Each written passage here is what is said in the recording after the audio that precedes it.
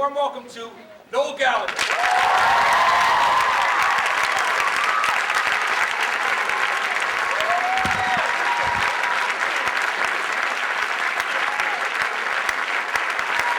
Now we got the sound. Noel, welcome. Great to see you here. Great to have you back in the country again. I bet it is. It really is. Now, tell me, you guys decided to finally do a movie. Obviously, there were concert films out before on DVD, but this is the first time you actually let someone come on the road with you and make a film with Lord Don't Slow Me Down. Yeah.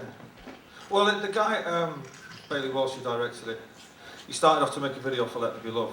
He thought that the stuff that he was shooting was that great that he decided that he would try and convince us to come on the road with us for 9.5 months. I was a bit concerned that, as I put it to him, the years of kissing the sky and drinking champagne out of cowboy boots at 10 o'clock in the morning, kind of all gone.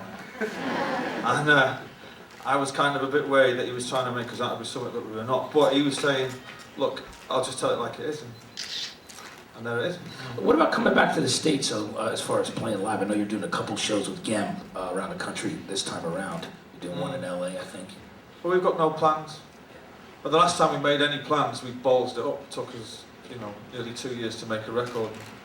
So we've not made it. I mean, there's not any plans to do anything, but by the same rule, there's not any plans not to do anything. Do you know what I mean? We're going to kind of doing this little promotional thing, and then there's some acoustic gigs around the world, and pretty much that'll be about it until somebody, I guess, makes the call and says, "Are you up for it?" We have to go and drag Liam down off a chandelier somewhere. We're going to take some questions now from the audience, actually. Okay, Joe, what's your question for Noel?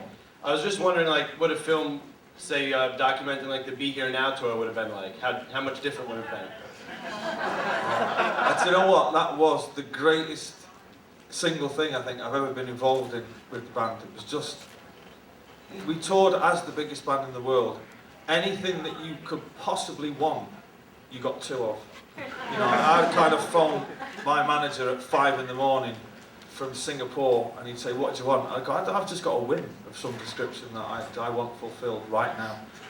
I had 2 questions actually. One of them was the Be Here Now question, so I like that album a lot, so I don't know. But anyway. That's cool, man. Go and buy another copy then. I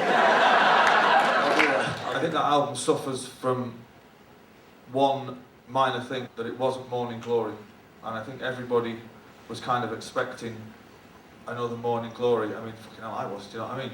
But we were having such a brilliant, brilliant time in the studio that kind of quality control went out the fucking window for a bit.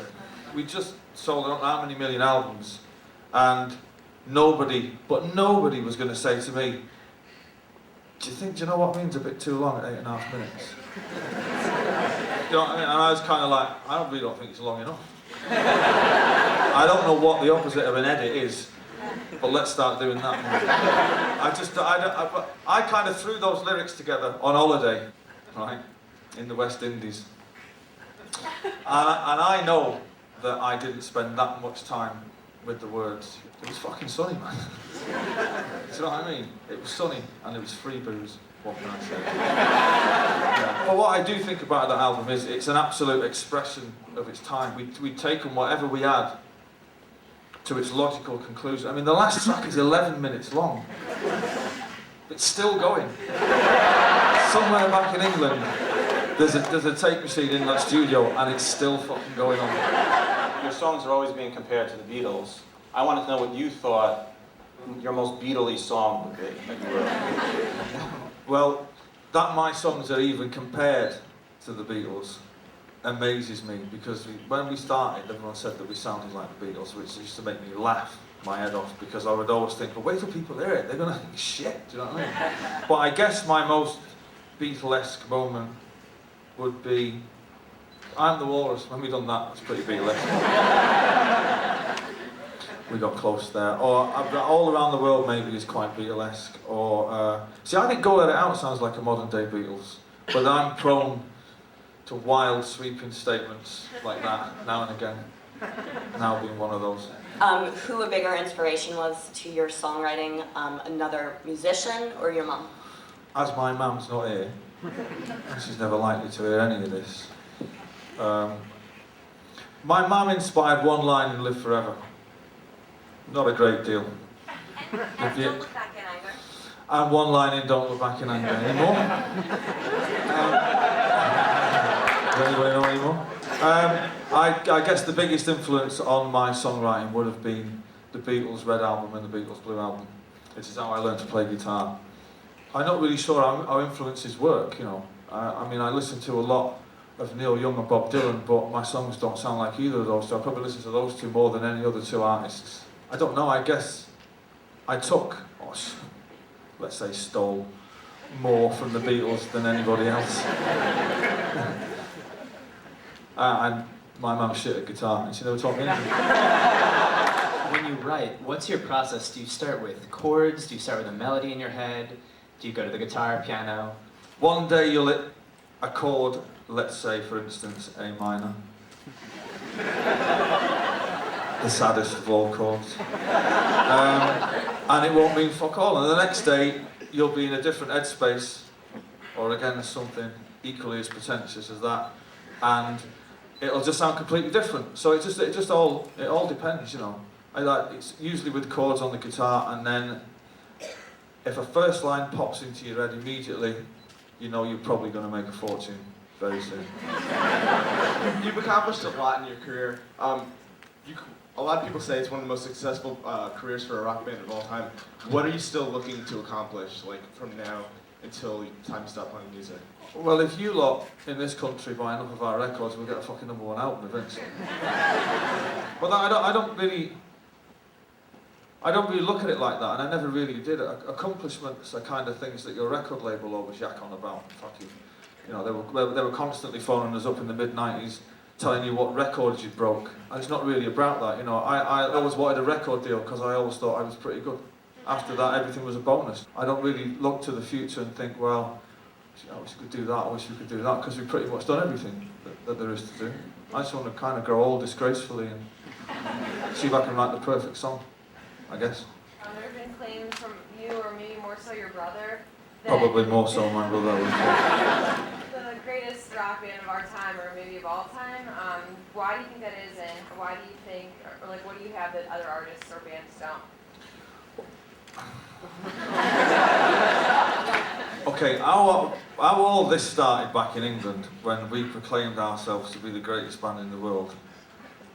I only go by what's in the top 40, what's in the charts. I'm not interested in things that are supposedly hip or cool to music critics. So when I was saying that I thought I was the greatest thing since Elvis Presley, what I should have been saying was I think I'm the best thing that's in the top 40.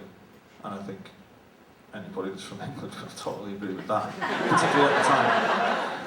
But what we had was pure, and we meant it. And we never wore stage clothes, and there was no stage show to speak of. It was what it was. That sounds shit, I know, and that sounds like really vague, but you'd have to ask the people that kind of kick-started all this back in England. It amazes me sometimes. So I'm not, you tell me. Stunning good looks. Yeah, well, kind of goes without saying. Really. The other question I had was between, you know, a Liam question, which is... Oh, he's not here though, is he? At this point, no, I mean, a question about you and Liam. At this point, you know, after watching the movie, it's like you've been asked that a million times, but is the rivalry still going? Is it important to the band? Is it, or have you guys gotten over it now that you're older, you know? The rivalry. Yeah. See, that's interesting. No one's ever used that word before. The rivalry. Me and Liam have always had the same relationship. Now, you or a journalist or anybody else can spin it on any given day, whichever way you want. I know that when me and him used to do interviews, although they used to end up in fights, generally, and all the stuff didn't look good in print, they were actually quite balanced interviews. They actually started off by us being kind of quite genial towards each other.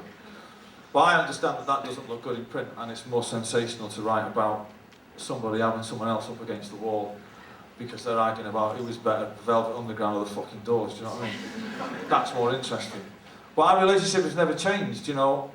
It's as good or as bad as it ever was, and I find it fascinating and people find it fascinating. It would be more fascinating to me if I only wrote the music and I relied on Liam to write the words, you know, because then we would rely on each other to kind of create something, which is not the way it is at all. We write separately. So I don't know. was the answer. That's the short answer.